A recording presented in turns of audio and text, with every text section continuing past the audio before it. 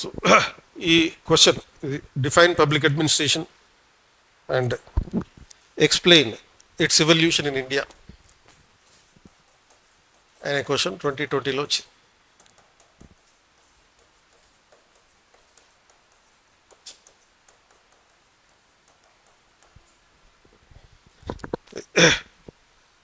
So define public administration, explain it's evolution in India.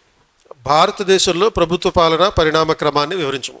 అది so దీంట్లో ఇంట్రడక్షన్లో ఏం రాయాలి? Defining the public administration. And main బాడీలో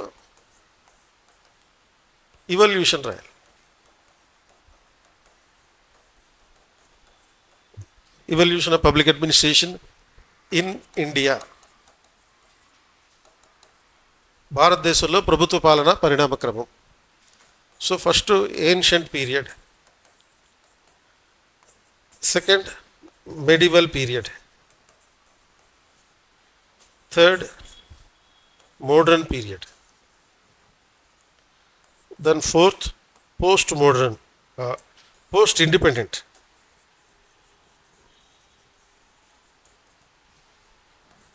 period, and post modern period. ఇలా ఒక 5 దశలుగా చెప్పచ్చు. సో దీంట్ని పరిణామం అంటే ఏ పర్స్పెక్టివ్లో చూడాలి, మళ్ళీ పర్స్పెక్టివ్ మారాలి. అంటే పరిణామక్రమం ఏన్షియంట్ పీరియడ్ నుంచి ఇప్పటిదాకా రాయాలంటే పుస్తకం రాయొచ్చు, కానీ 200 పదాల్లో రాయాలంటే పర్స్పెక్టివ్ తీసుకోవాలి. ఏం పర్స్పెక్టివ్ అంటే ఈ దశలో ప్రభుత్వ పాలనలో ఉన్నటువంటి యాక్టివిటీస్ ఏంటి అండ్ ప్రభుత్వ పాలన యొక్క స్వభావం ఏంటి, అంటే nature of the public administration, ప్రభుత్వ పాలనా స్వభావం, తర్వాత రోల్ ఆఫ్ పబ్లిక్ అడ్మినిస్ట్రేషన్, ప్రభుత్వ పాలన పాత్ర. ఈ 2 డైమెన్షన్స్లో ఈ 4 రకాల పరిణామంలో రాయాలి. రాశాక కంక్లూజన్లో ఏంటి? Indian administration is accommodating.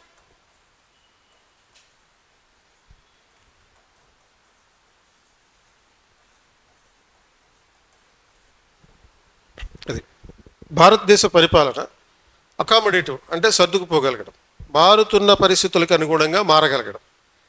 Capability of the Indian administration to accommodate itself according to the changing circumstances.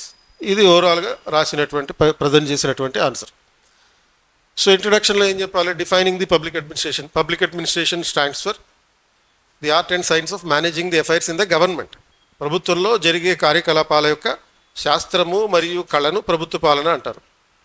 ఇది లెజిస్లేచర్, ఎగ్జిక్యూటివ్, జ్యుడిషియరీకి సంబంధించిందే ఉంటుంది అని చెప్పాక ఇవల్యూషన్ గురించి చెప్పాం. ఇవల్యూషన్లో ఏంటి? ఏన్షియంట్ పీరియడ్లో చెప్పాలి. ఏన్షియంట్ పీరియడ్లో what is the nature of public administration, role of public administration, ఈ 2 చెప్పాలి. ఏన్షియంట్ ఇండియాలో నేచర్ ఆఫ్ పబ్లిక్ అడ్మినిస్ట్రేషన్ అంటే ప్రభుత్వ పాలన స్వభావం ఎలా ఉంది? It was monarchical government. Though monarchies, there were republics also during the Mahajanapada period. So మహాజనపదాలు రిపబ్లిక్లు ఉన్నాయి. మౌర్యన్ ఎంపైర్ మొదలయ్యాక రాచరికం మొదలైంది. అలా ఏన్షియంట్ పీరియడ్ మొత్తం ప్రిడామినెంట్గా అయితే రాచరిక పాలన, రాచరిక పరిపాలన అయినప్పటికీ it was a welfare state as well as development state also. అంటే రోల్ ఆఫ్ పబ్లిక్ అడ్మినిస్ట్రేషన్, ప్రభుత్వ పాలన చేసిన పని ఏంటి? సంక్షేమం కేవలం శాంతి భద్రతలు, దేశ రక్షణ కాకుండా ప్రజా సంక్షేమం కూడా చూసింది. ఇప్పుడు కౌటిల్యుడు అర్థశాస్త్రంలో చెప్తారు, the welfare of the people is the welfare of the king. అంటే ప్రజలు ఆనందంగా ఉంటే రాజు ఆనందంగా ఉంటాడు. ప్రజా సంక్షేమమే రాజుకు సంక్షేమం. అంటే రాజు క్షేమంగా ఉండాలంటే ప్రజలు క్షేమంగా ఉండాలి. ప్రజలు సంక్షోభంలో ఉంటే రాజు కూడా సంక్షోభంలో పడతాడు. ప్రజలు క్షేమంగా ఉంటే రాజు క్షేమంగా ఉంటాడు. అలా సంక్షేమం గురించి చెప్పారు. ఇప్పుడు అశోకుడు రోడ్డుకి ఇరువైపులా ఏం పెట్టించాడు? రోడ్లు పెట్టించాడా? చెట్లు పెట్టించాడు. మధ్యలో పెడితే అది ఒక పద్ధతి, రోడ్డు డివైడర్ ఉంటుంది, డివైడర్లో ఉంటుంది కాబట్టి చెట్లు పెట్టించడం, సత్రాలు పెట్టించడం, ఇవన్నీ ఎందుకు? సంక్షేమం. Then state was also performing regulatory work, law and order, defence, it was not ignored, tax collection. State was also doing the developmental work. రోడ్లు వేయించడం, చెట్లు పెట్టించడం అంటే బయోడైవర్సిటీ కూడా ఇంపార్టెన్స్ ఇచ్చినట్టే, పర్యావరణానికి ప్రాధాన్యత ఇచ్చినట్టే. సస్టైనబుల్ డెవలప్మెంట్ అనే దానికి ఎగ్జాంపుల్ అక్కడే మొదలైంది. సో అది role of the public administration ancient పీరియడ్లో. మెడివల్ పీరియడ్ వచ్చాక ప్రిడామినెంట్లీ 712 AD నుంచి మనకి ఇస్లామిక్ ఇన్వేజన్స్ మొదలైనవి. అండ్ అప్పటి నుంచి కూడా ఈ ముస్లిం పరిపాలన ప్రారంభమైంది. ఢిల్లీ సల్తనత్ అండ్ ఈ మొఘల్ పరిపాలన ఈ కాలంలో ప్రధానంగా ఉన్నటువంటివి. అండ్ ఏన్షియంట్ పీరియడ్లో రాచరికం అయితే ఈ పీరియడ్లో డిక్టేటర్షిప్ మొదలైంది. సెంట్రలైజ్డ్ డిక్టేటర్షిప్ మొదలైంది. It was a police state. Police state అంటే ఏంటంటే ఓన్లీ లా అండ్ ఆర్డర్కి, డిఫెన్స్కి, రెవెన్యూ కలెక్షన్కి ఇంపార్టెన్స్ ఇచ్చే రాజ్యాన్ని పోలీస్ స్టేట్ అని అంటాం. Public welfare was not important. ప్రజా సంక్షేమం అనేది ఇంపార్టెంట్ కాదు, డెవలప్మెంట్ అనేది పక్కకు పెట్టేశారు. So nature of the state in the medieval period is it was a police state, it was a monarchy and it was a theocratic state as. 3 రకాల లక్షణాలు చెప్పాం. థియోక్రటిక్ స్టేట్ అంటే అది మతపరమైన రాజ్యం. పోలీస్ స్టేట్ అంటే అది కేవలం శాంతి భద్రతలు, డిఫెన్స్కి మాత్రమే ఇంపార్టెన్స్ ఇచ్చేది. అండ్ ఎవ్రీథింగ్ వాజ్ సెంట్రలైజ్డ్, కేంద్రీకృత పరిపాలన, ఏ నిర్ణయం వికేంద్రీకరణ జరగల. అది nature of the state. What is the role of the state? ప్రభుత్వ పాలనలో జరిగే కార్యకలాపాలు ఏంటి? Only defence, law and order, revenue collection అంతవరకు మాత్రమే చేశారు. ప్రజా సంక్షేమం గురించి పూర్తిగా విస్మరించారు. అది మెడివల్ పీరియడ్లో ఉన్నటువంటిది. దెన్ మోడర్న్ పీరియడ్కి వచ్చేటప్పటికి ఎలా? మోడర్న్ పీరియడ్లో బ్రిటిష్ గవర్నమెంట్ కొలోనియల్ రూల్ మొదలైంది. ఈ కొలోనియల్ రూల్లో what was the nature of the state? Again same ఇది పోలీస్ స్టేట్. ఇది కూడా పోలీస్ స్టేటే. అంటే మెడివల్ పీరియడ్లో ఎలా అయితే పోలీస్ స్టేట్ ఉందో అదే పోలీస్ స్టేట్ క్యారెక్టర్ కంటిన్యూ అయింది. And government was the role of the government was confined only to law and order, revenue collection, defence. అంతే. ఈ దశలోనే మనకి సివిల్ సర్వీస్ అనే వ్యవస్థ కూడా వచ్చింది. And the civil servants assumed themselves as the servants of the British queen, not servants of the people. ప్రజాసేవకులుగా కాకుండా, సివిల్ సర్వెంట్ అంటే బేసిక్ మీనింగ్ ఏంటి ఆ పదంలో ఉన్నది? సివిల్ అంటే సిటిజన్, సర్వెంట్ అంటే సర్వీస్ చేసేవాడు, పౌరులకి సేవ చేసేవాడుగా ఉండాలి. కానీ civil servant during the British rule assumed himself as a servant of the crown. బ్రిటన్లో, లండన్లో ఉన్నటువంటి రాణికి లేకపోతే రాజుకి సేవకుడిగా ఉన్నాడు, కానీ భారతదేశ ప్రజలకు సేవకులు కాదు. కాబట్టి వాళ్ళ పనులు కూడా అంతే ఉన్నాయి. కేవలం పోలీస్ స్టేట్ ఫంక్షన్స్ మాత్రమే చేశారు. Post independent country.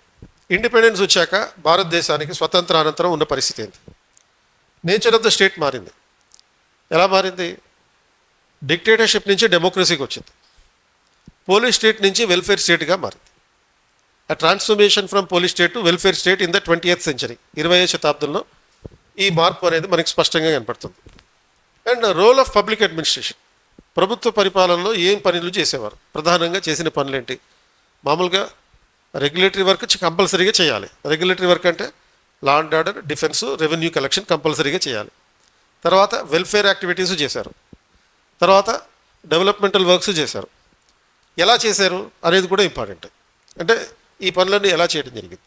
With government domination, అంటే public sector domination.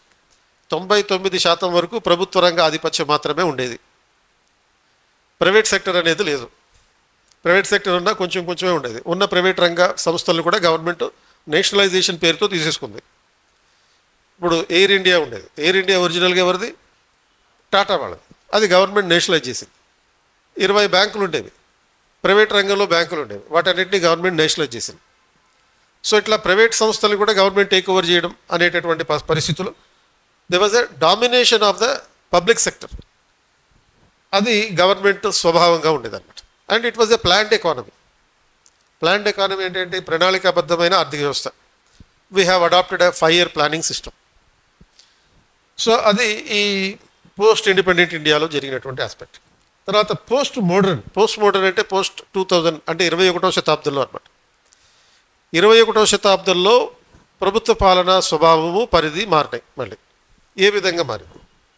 Basic nature of the state was the same. అంటే ఫండమెంటల్గా ఇది భారతదేశంలో రాజ్య స్వభావం అదే. అంటే స్వతంత్రం వచ్చిన తర్వాత ఎలా ఉందో అదే పార్లమెంటరీ డెమోక్రసీ ఉంది, అదే వెల్ఫేర్ స్టేట్ ఉంది. బట్ అప్రోచెస్ కొంచెం మారినాయి. వెల్ఫేర్ స్టేట్ అంటే ఓన్లీ గవర్నమెంటే వెల్ఫేర్ చేయాలనేటట్టు.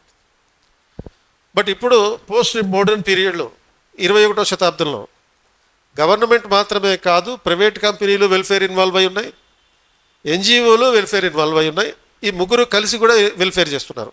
ముగ్గురు కలిసి అంటే public, private and civil society, social sector, 3 సెక్టార్లు కలిపి కూడా సంక్షేమం అందిస్తున్నాయి. రెండోది డెవలప్మెంటల్ రూల్. డెవలప్మెంట్ అంటే ఒకప్పుడు ఓన్లీ గవర్నమెంటే చేయాలి అనే అపోహలో ఉండేవాళ్ళం. దానివల్ల హిందూ గ్రోత్ రేట్ అనే పరిస్థితి ఏర్పడింది. హిందూ గ్రోత్ రేట్ అంటే ఏంటి? 1 స్టెప్ అహెడ్, 2 స్టెప్స్ బ్యాక్వర్డ్. అంటే అభివృద్ధి ప్రక్రియలో ఒక అడుగు ముందుకేస్తే 2 అడుగులు వెనక్కి పడతాయి. అంటే development was always minus, negative. So అటువంటి పరిస్థితుల్లో ఇప్పుడు ఎలా మారింది? ఆ పాజిటివ్ డెవలప్మెంట్ ఓరియంటేషన్ వచ్చింది. ఈ పోస్ట్ మోడర్న్ పీరియడ్లో 21వ శతాబ్దంలో జరిగినటువంటి పరిస్థితి ఏంటి? Development is not the responsibility of only the government. Development is also the responsibility of private sector as well, in combination of each other. అంటే ప్రభుత్వ ప్రైవేట్ రంగం రెండు కలిసి చేయొచ్చు, ప్రభుత్వం చేయొచ్చు, ఓన్లీ ప్రైవేట్ సెక్టర్ కూడా చేయొచ్చు. అందుకే భారతదేశం డెవలప్ అయింది. అండ్ 2047 నాటికి అమృత్ కాల్లోకి ప్రవేశిస్తాం. అమృత్ కాల్ అంటే ఏంటి? The 2047 would be the year of when India is going to become a developed country. So 2024 బడ్జెట్లో, ఇంటరీమ్ బడ్జెట్లో ఆ మాటని చెప్పారు, అమృత్ కాల్ అనేటటువంటి మాటని చెప్పారు. కాబట్టి అభివృద్ధి చెందిన దేశంగా మారుతుంది. సో 2023 నాటికి $3 ట్రిలియన్ ఎకానమీ అయ్యి ప్రపంచంలో అతిపెద్ద 5వ ఆర్థిక వ్యవస్థగా అయ్యింది. 2027 నాటికి $5 ట్రిలియన్ ఎకానమీ అయ్యి ప్రపంచంలో అతిపెద్ద 3వ ఆర్థిక వ్యవస్థగా అవుతుంది. ఇది ఓన్లీ గవర్నమెంట్ ఉంటే సరిపోదు. ఓన్లీ గవర్నమెంట్ వల్ల ఇది సాధ్యం కాదు. మరి ఎవరి వల్ల సాధ్యం అవుతుంది? గవర్నమెంట్ ఉండాలి, ప్రైవేట్ రంగం ఉండాలి, సివిల్ సొసైటీ ఉండాలి, ప్రజలు ఉండాలి. అందరూ కలిస్తేనే ఇది సాధ్యం అవుతుంది. అంటే ఈ కంక్లూషన్లో ఈ మాట కూడా రాసుకోవచ్చు. ఏమని? సబ్కా సాత్, సబ్కా వికాస్,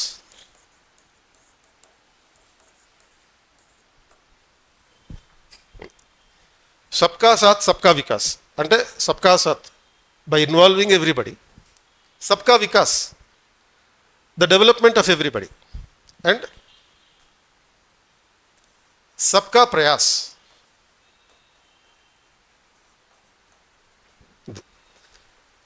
అంటే ఈ డెవలప్మెంట్ అనేది ఒక బాధ్యతగా అందరూ స్వీకరించాలి. సో ఇప్పుడు ప్రభుత్వ పరిపాలన స్వభావం ఈ విధంగా ఉంది ప్రస్తుతం. ఇది కంక్లూజన్లో రాసుకోవచ్చు. అంటే Indian administration is accommodating and it is incorporating, involving and including everybody. So భారతదేశ పరిపాలన మారుతున్న పరిస్థితులకు అనుగుణంగా మారుతుంది. ప్రాచీన కాలంలో ఒక రకంగా ఉంది. There was a transformation from republics to monarchy. మహాజనపదాల్లో రిపబ్లిక్లు ఉన్నాయి. మౌర్యన్ ఎంపైర్ వచ్చాక మొనార్కీ ఏర్పడింది. But that was benevolent monarchy. Benevolent monarchy అంటే ఏంటి? దయా స్వభావం కలిగిన రాచరికం. రాజులే కానీ ప్రజలకి సంక్షేమం ఉండాలి. రాచరికమే కానీ ప్రజలకు ఏం కావాలో చూడాలి. రాచరికమే, రూల్ బై కింగ్, కానీ ప్రజల కోసం డెవలప్మెంట్ కూడా చేయాలి. చలికాలమే కానీ ఫ్యాన్ ఉండాలి, ఫ్యాన్ ఓకే కానీ రగ్గు ఉండాలి అనేటటువంటి పరిస్థితి అన్నమాట. అది ఒకవైపు కాంట్రడిక్షన్ అన్నమాట, ఒక పారాడాక్స్ క్రియేట్ చేయడం. రాచరికానికి ప్రజా సంక్షేమం మ్యాచ్ కాదు, బట్ రెండూ ఉన్నాయి. కొన్ని మారం అంతే. మిడివల్ పీరియడ్కి వచ్చేటప్పటికి మారింది. అది కూడా యాక్సెప్ట్ చేసాం. ఏం యాక్సెప్ట్ చేసాం? నియంతృత్వాలు వచ్చినాయి. దాని మోడర్న్ పీరియడ్ వచ్చేటప్పటికి ఇంకా భయంకరమైన పరిపాలన, కొలోనియల్ రూల్స్ వచ్చింది. కొలోనియల్ రూల్ దాన్ని అకామిడేట్ చేసుకున్నారు, యాక్సెప్ట్ చేశారు. ఇండిపెండెన్స్ తర్వాత ప్రజాస్వామ్యం పెట్టుకున్నాం, పార్లమెంటరీ గవర్నమెంట్ అన్నాం, అండ్ వెల్ఫేర్ అన్నాం, ఇవన్నీ పెట్టాం. దాని 1990 తర్వాత ఏమైంది? లిబరలైజేషన్ మొదలైంది. కాబట్టి పోస్ట్ మోడర్న్ పీరియడ్లో అది కూడా యాక్సెప్ట్ చేశాం. సో కాబట్టి డెవలప్ అవ్వాలంటే ప్రభుత్వం ఈ అకామిడేటివ్గా ఉండాలి. పబ్లిక్ అడ్మినిస్ట్రేషన్ అనేది అకామిడేటివ్గా ఉండాలి. నువ్వు డెవలప్ అవుతావు, నేను మాత్రం రాజుల్లానే ఉంటాను, నువ్వు డెవలప్ అయినా కాకపోయినా పర్వాలేదు, నేను నియంతృత్వంగానే ఉంటాను అంటే ప్రస్తుత పరిస్థితుల్లో అది వర్కౌట్ కాదు. ఇప్పుడు సౌదీ అరేబియా ఉంది. సౌదీ అరేబియా కూడా మారుతుంది. పాపం అంటే ఏంటి? సౌదీ అరేబియా వాళ్ళంత మూర్ఖపు పరిపాలన ఉండదు. కానీ ఇప్పుడు తొందరలోనే భవిష్యత్తులో ఇంకా నెక్స్ట్ 20 ఏళ్లలో ఆయిల్ దొరకదు. సౌదీ అరేబియాకి అంత పొగరెందుకు? ఎందుకు అంత పొగరంటే వాళ్ళ దగ్గర ఆయిల్ ఉందని చెప్పి. కానీ భవిష్యత్తులో ఆయిల్ కొరత ఏర్పడుతుంది. అండ్ ప్రపంచంలో అన్ని దేశాలు ఆయిల్ కాకుండా, పెట్రోల్ డీజిల్ కాకుండా ఆల్టర్నేటివ్ ఎనర్జీ సోర్సెస్ కోసం చూస్తున్నాయి. అది ఇప్పుడు ఆల్టర్నేటివ్ సోర్సెస్ ఆఫ్ ఎనర్జీ అంటే ఇంక్లూడింగ్ సోలార్ ఎనర్జీ. బ్యాటరీలు పెట్టుకుంటున్నాం వెహికల్ నడిపించడానికి, డీజిల్ పోసుకోవాల్సిన అవసరం లేదు. ఇంకెవరు డీజిల్గా ఉండవు. సూర్యుడు ఉంటే చాలు కార్ నడిపించుకోవచ్చు, బ్యాటరీ ఉంటే చాలు బైక్ వేసుకెళ్ళిపోవచ్చు. మరి ఇంకా ఆయిల్ ఎవడు కొనుక్కుంటాడు? నీకు కావాలని ఆయిల్ బ్యాటరీ ఉండగా మళ్ళీ అనవసరం కదా. కాబట్టి సౌదీ అరేబియా నుంచి ఆయిల్ ఎవడు కొనడం. సో వాళ్ళు కూడా మారాలి. అందుకనే లేడీస్ని ముందుకు తీసుకొస్తున్నారు. లేడీస్ ఈవెన్ బురకాలు వేసుకోకపోయినా పర్వాలేదు అంటున్నారు. సో ఈ డెవలప్మెంటల్ చేంజెస్ అనేవి ఈవెన్ సౌదీ అరేబియాకి కూడా తప్పట్లేదు. అండ్ ఇండియన్ అడ్మినిస్ట్రేషన్ అనేది మోస్ట్ అకామిడేటివ్, మోస్ట్ ఫ్లెక్సిబుల్. అటువంటి దాంట్లో ఎందుకు ఇటువంటి మార్పులు ఉండవు అంటే ఆ 2020లో ఇచ్చిన ఈ క్వశ్చన్కి ఈ రకంగా ఆన్సర్ రాయాలి. దీని మీద ఒక పెద్ద పుస్తకం రాయొచ్చు, ఈ సైజ్ పుస్తకం రాయొచ్చు. మామూలుగా అంతెందుకు, మీరు ancient India, medieval India, modern India, post independent India అని చెప్పి ఇంత పెద్ద పెద్ద పుస్తకాలు చదువుతుంటారు కదా. చదువుతారన్న ఫీలింగ్లో ఉంటారు, లేకపోతే ఆ భ్రమలో ఉంటారు. అంత పుస్తకాలు లేకుండా 200 పదాల్లో ఈ ఆన్సర్ ఇట్లా ప్రజెంట్ చేస్తే కాంప్రహెన్సివ్గా మొత్తం కవర్ అవుతుంది. అది అంటే the examiner in terms of public administration is not expecting anything beyond this. So కాబట్టి ఇలా రాస్తే కనుక 10కి 8 మార్క్స్ వస్తాయి. అలాగే రాయలేరు కాబట్టి ఒకవేళ బై హార్ట్ చేసి రాయలేకపోతే గుర్తున్నంత వరకు రాసినా చాలు, కనీసం 6 మార్కులు వస్తాయి. సో అట్లా ఈ ఆన్సర్ చేయాల్సి ఉంటుంది. సో ఈ టాపిక్లో ఉన్నటువంటి ఆస్పెక్ట్ ఇది అంటే. సో ఈ 2 క్వశ్చన్స్ డిస్కస్ చేసాం. Scope of public administration in India and evolution of public administration in India in general. So అంటే ఈ 2 క్వశ్చన్లు మూడు ఆన్సర్లు ఉన్నట్లు లెక్క. ఫస్ట్ క్వశ్చన్లో 2 ఉన్నట్లు లెక్క, ఎందుకంటే అందులో 2 రకాల డైమెన్షన్ చెప్పాం. Scope of public administration in general అంటే ప్రపంచం వాళ్ళలో ఏ విధంగా ప్రస్తుతం పబ్లిక్ అడ్మినిస్ట్రేషన్ ఉంది. Scope of public administration in India particularly, అది అంటే భారతదేశంలో ప్రభుత్వ పాలన ఎలా ఉంది ప్రత్యేకంగా. సో ప్రస్తుతం భారతదేశంలో పరిపాలన అంటే న్యూ పబ్లిక్ సర్వీస్ పద్ధతిలో ఉంది. పబ్లిక్ సెక్టార్ ఉంది, ప్రైవేట్ సెక్టార్ ఉంది, అలాగే సోషల్ సెక్టార్ ఉంది, సిటిజన్ పార్టిసిపేషన్ ఉంది. ఈ 4 కలిస్తే ఇండియాలో పబ్లిక్ అడ్మినిస్ట్రేషన్.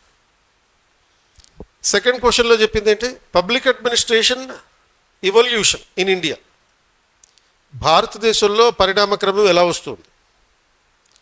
ఏన్షియంట్ పీరియడ్లో, మెడివల్ పీరియడ్లో, మోడర్న్ పీరియడ్లో, post independent and post modern. Post modern అంటే 1990s తర్వాత మొదలైంది అనమాట. అంటే ఎల్పిజి ఎప్పుడైతే మొదలైందో అప్పటి నుంచి వచ్చింది పోస్ట్ మోడర్న్ పీరియడ్. సో అట్లా ఈ 2 రకాల క్వశ్చన్లకి పర్ఫెక్ట్ ఆన్సర్ ఇది, ఈ 2 అవుతాయి. సో ఈ ఏన్షియంట్ పీరియడ్లో పబ్లిక్ అడ్మినిస్ట్రేషన్ అంటే ఫండమెంటల్గా మనకి ఈ కౌటిల్య, ఈ జనపదాల నుంచి, మహాజనపదాస్ కాడి నుంచి వచ్చేది, గుప్తా, పోస్ట్ గుప్తా వరకు అనమాట. మెడివల్ పీరియడ్లో ప్రధానంగా ఈ ఢిల్లీ సల్తనత్ అండ్ మొఘల్స్ వరకు.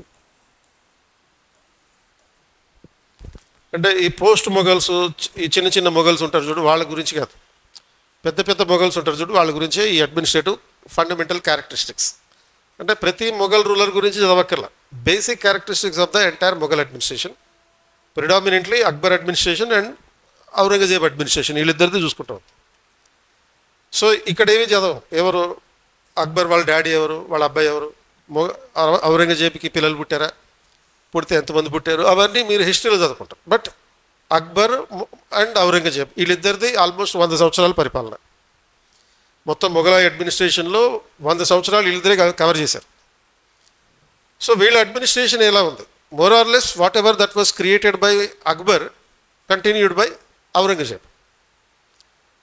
కాకపోతే ఔరంగజేబు, అక్బర్నేమో ద గ్రేట్ అని అంటాం, ఔరంగజేబ్ ఏమో ద వరస్ట్ అని అంటాం. ఎందుకని అంటే అక్బర్ ఇంట్రడ్యూస్ చేసిన రిఫార్మ్స్ ఏవైతే ఉన్నాయో ఆ రిఫార్మ్స్ని చాలా పర్ఫెక్ట్గా అమలు చేసినాడు ఔరంగజేబ్. అది వాడంతే, అంతకన్నా ఎక్కువేం చేయాల. ఏం చేశాడు, అక్బర్ ఏదైతే ఇంట్రడ్యూస్ చేశాడో అది బాగా ఖచ్చితంగా అమలు చేశాడు. అది ట్యాక్స్ ఒకటి ఉంటుంది, జిజియా ట్యాక్స్ అని చెప్పి, దాన్ని ఇంట్రడ్యూస్ చేసింది ఎవడు, వాడే, అక్బరే. దాన్ని పర్ఫెక్ట్గా వసూలు చేసుకుని డబ్బులు తెచ్చుకున్నది ఔరంగజేబ్. మనం తిట్టేది ఎవరిని, ఇంట్రడ్యూస్ చేసినోడిని కాదు, పర్ఫెక్ట్గా ఇంప్లిమెంట్ చేసినోడిని తిడతాం. అది సో ఆ అడ్మినిస్ట్రేషన్ ఆ ఇద్దరిది ప్రెడామినెంట్గా క్యారెక్టరిస్టిక్స్. అండ్ మోడర్న్ అన్నప్పుడు